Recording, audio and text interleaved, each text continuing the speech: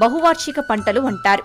ఈ బహువార్షికాల్లో కొన్ని సంవత్సరం నుంచి 10-15 ఏళ్ల వరకు దిగుబడినిస్తాయి. కొన్ని 15 ఏళ్ల తర్వాతనే ఆదాయాన్ని తెచ్చిపెడతాయి. అటువంటి పంటలు సాగు చేసినట్లయితే ఒకేసారి లక్షలాది రూపాయలు మనకు దక్కుతాయి. అటువంటి దీర్ఘకాలిక పంటలే ఎర్రచందనం, శ్రీగంధం, టేకు పంటలు. ఇవి తెచ్చిపెట్టే ఆదాయం ఊహించలేనంతగా ఉంటుంది.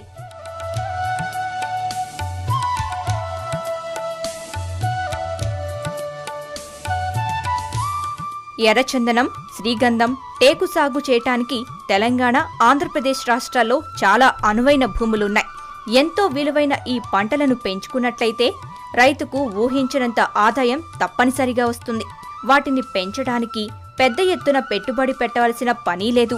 ఈ విలువైన పంటలను పెంచటానికి కొద్దిపాటి మేలుకోలు పాటించితే చాలు, పంట దిగుబడులు చేతికి వస్తాయి.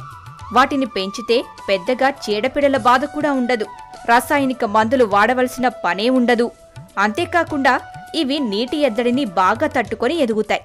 ఈ మొక్కలు నాటడానికి జూన్ నుంచి డిసెంబర్ నెలలు చాలా అనుకూలంగా ఉంటాయి. ఒక్కో మొక్కను 10 అడుగుల దూరంలో నాటుకోవాలి. 1 ఎకరాలో సాగు చేయటానికి 450 మొక్కలు అవసరముంటాయి. ఎర్రచందనం, శ్రీగంధం, టేకు మొక్కలను నాటిన తరువాత 2 ఏళ్ల పాటు ఫిబ్రవరి నుంచి జూన్ నెల వరకు వారానికి ఒకసారి నీటి తడులు ఇవ్వాలి. ఆ తరువాత అవి ఎటువంటి ఎరువులు, మందులు అవసరం లేకుండానే ఎంచక్కా పెరుగుతాయి.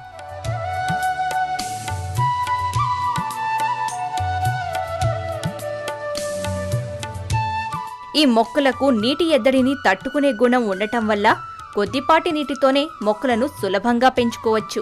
ఈ మొక్కలను ఏ నేలలో అయినా పెంచుకోవటం సాధ్యమవుతుంది. అయితే నీరు నిలబడే నేలలు, చౌడు భూములు మాత్రం ఈ మొక్కలు సాగు చేయటానికి పనికిరావు. ఎర్రచందనం మొక్కలు సుమారు 60 అడుగుల వరకు ఎత్తు పెరుగుతాయి. 3.5 అడుగుల మందంగా పెరుగుతాయి. ఈ ఎర్రచందనం పూర్తి స్థాయిలో పెరగడానికి 20 నుంచి 25 సంవత్సరాలు పడుతుంది. ఒక్కో చెట్టు నుంచి 100 నుంచి 500 కిలోల విలువైన ఎర్రచందనం వస్తుంది. ఈ ఎర్రచందనానికి మార్కెట్లో అధిక డిమాండ్ ఉంటుంది. చాలా ధర పలుకుతుంది. తమిళనాడు, కేరళ రాష్ట్రాల్లో టన్ను ఎర్రచందనం ధర 12 నుంచి 15 లక్షల రూపాయలు పలుకుతుంది. శ్రీగంధం చెట్ల ధరలు కళ్లు మిరమిట్లు గొలిపే స్థాయిలో ఉన్నాయి. ప్రస్తుతం కర్ణాటక రాష్ట్రంలో టన్ను శ్రీగంధం సుమారు 3 కోట్లు పలుకుతోంది. ఈ శ్రీగంధం మొక్కలు సాగు చేసినట్లయితే 20 నుంచి 25 ఏళ్ల వరకు పూర్తిగా ఎదిగి చేతికి వస్తాయి. కాబట్టి ఈ మొక్కలను పెంచడానికి పండ్ల తోటలు చాలా అనువుగా ఉంటాయి. పండ్ల తోటల్లో అంతర పంటలుగా సాగు చేసినట్లయితే అటు శ్రీగంధం పెరుగుతుంది, ఏటా పండ్ల దిగుబడి పెరుగుతుంది. 20 నుంచి 25 ఏళ్ల తరువాత శ్రీగంధం చేతికి వస్తుంది. 15 సంవత్సరాల తరువాత ఎర్రచందనం చెట్లు పూలు పూస్తాయి. ఈ పూల నుంచి గింజలు వస్తాయి. ఈ గింజలను నాటి మళ్లీ ఎర్రచందనం మొక్కలను పెంచుకోవచ్చు. ఈ పద్ధతిలోనే సాగు చేస్తున్నామని నల్గొండ జిల్లాకు చెందిన రైతులు చెప్తున్నారు. ఎర్రచందనమే కాదు, శ్రీగంధం పెంచుకుంటే అత్యధికంగా ఆదాయం మన సొంతమవుతుంది. జనరల్గా శ్రీగంధమైన, ఎర్రచందనమైన చెట్టు మొత్తం గంధం, చందనం కాదు. చెట్టు పై భాగం తీసేసినప్పుడు లోపల ఉండే హార్డ్వుడ్ అంటే చావ భాగమే దీనికి ఖరీదు బాగా ఉంటుంది. ముఖ్యంగా ఈ చెట్లకు ఎలాంటి కెమికల్ ఫర్టిలైజర్ వాడకూడదు. కెమికల్ ఫర్టిలైజర్ వాడినప్పుడు దాంట్లో ఉన్న సహజత్వం కోల్పోయే అవకాశం ఉంది. అసలు అడవిలో ఏ చెట్లకు మాత్రం ఎవరు కెమికల్ ఫర్టిలైజర్ ఇస్తున్నారు? కొంతమంది రైతులు ఇటీవల కాలంలో మేము డిఏపి వేసాం, యూరియా వేసాం అంటున్నారు. అది కరెక్ట్ కాదు. ముఖ్యంగా దీని నుంచి వచ్చే ఆకే విపరీతమైన ఆకు దీనికి రాలుతుంటుంది. ఇది మెడిసినల్, అంటే ఇది మంచి ఔషధ గుణాలు కలిగిన ఆకు ఉంటుంది కాబట్టి ఇది డీకంపోస్ట్ అయ్యి ఈ చెట్టుకు మంచి బలాన్ని ఇస్తుంది. కాబట్టి రైతులు మామూలుగా 1 అడుగు లోతు పిట్లు తీసి, అంటే గుంటలు తీసి దాంట్లో నాటుకుంటే సరిపోతుంది. ఇంకా మనం ఎరువులు పోయాలన్నా, వర్మీ పోయాలన్నా, లేకుంటే కెమికల్ ఫర్టిలైజర్ వేయాలన్నా, అవన్నీ కూడా ఏంటంటే దీర్ఘకాలికంగా 10-15 సంవత్సరాలకు వచ్చే ఈ చెట్టుకు పెద్ద మొత్తంలో రైతులు ఆర్థికంగా ఖర్చు పెట్టుకోవటం అనవసరం. దీన్ని కేవలం సహజత్వంతో మనం దీన్ని పెరగనిచ్చినప్పుడే మనకు మంచి ఫలితాలు ఇస్తుందని రైతులు గమనించాలి. ఈ మొక్కలను పెంచడానికి కొన్ని జాగ్రత్తలు తీసుకోవాలి. ఇవి ఒంటరిగా పెరగవు. వీటితో పాటు ఇతర మొక్కలను పెంచుకోవాలి. ఒక రకంగా పరాన్నజీవిగా పెరుగుతున్నాయన్నమాట.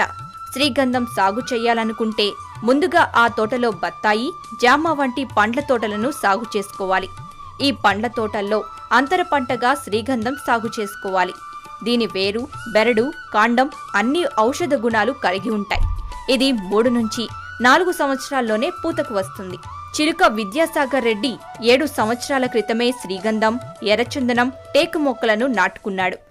నల్గొండ పట్టణానికి 10 కిలోమీటర్ల దూరంలో నేను 8 ఎకరాలలో 8 సంవత్సరాల క్రితం బత్తాయి తోటలో అంతర్ పంటగా శ్రీగంధాన్ని ఎర్రచందనాన్ని నాటుపెట్టాను.